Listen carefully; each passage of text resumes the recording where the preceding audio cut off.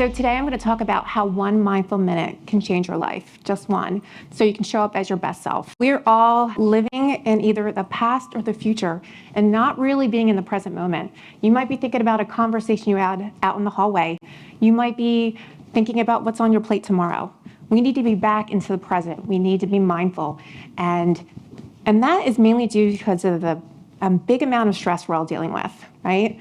We have so much stress. And this statistic just shows you 89% of adults believe work-life balance is getting worse, not better. And this is even after the pandemic. But we do have a lot of stress here in Southwest Florida, right? You know, I shouldn't be surprised. I shouldn't be shocked like this guy because we just had Ian. We still have work shortages. We still have high work expectations.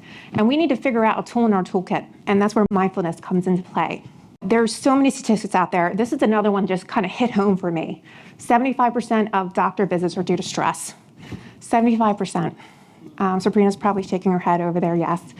And I was one of those. I was one of those that was sick from stress. I didn't look like this, but I felt like this every day. And I knew I had to do something different than what I was doing because I had two major things happen about 8 years ago at the same time.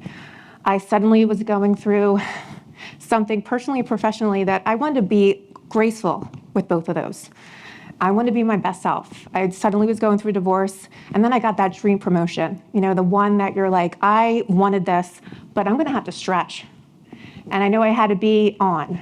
So what am I gonna do so I don't look like her anymore, right?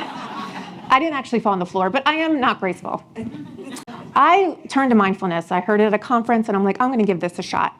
And I did the apps, but really what worked the most for me was very important pauses, mindful moments. And these are taking one moment outside of your day, throughout your day, and really just interrupting your stress pattern. And that allows you to be more present, show up as your best self. And I realized doing those all throughout the day got me calm, got me collected. I was able to really focus. And I truly was showing up as my best self. You know, I always had still stress, but this really got me in a great place. And it kept my battery going. Because these micro practices, really what they do is break up your stress pattern, and then you're able to show up, be calm, be focused. And that's all we want to be, right? We want to be ourselves, we don't want to react, and we want to be our best person we can be. So micro practices are what we want to do. I'm going to go through my favorites. Of course, I have to talk about the breath.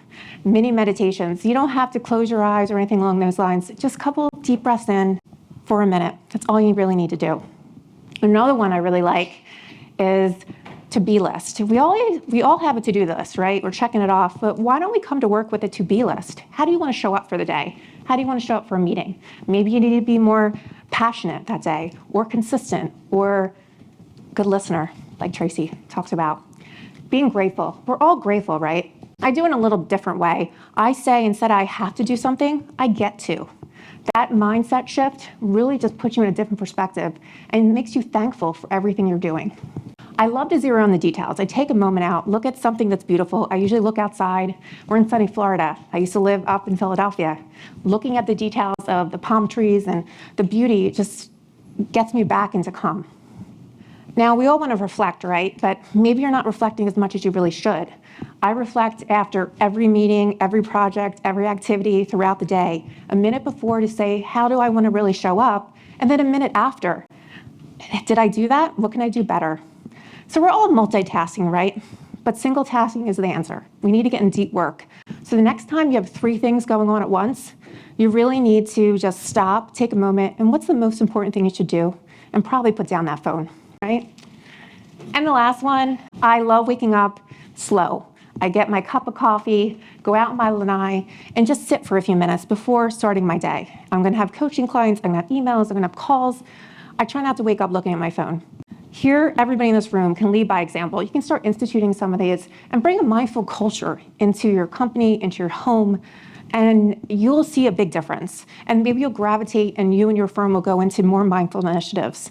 There's so much you can do. So it only takes 1 minute, and you have time to do that. And we all can work together so we can make illness wellness. So thank you.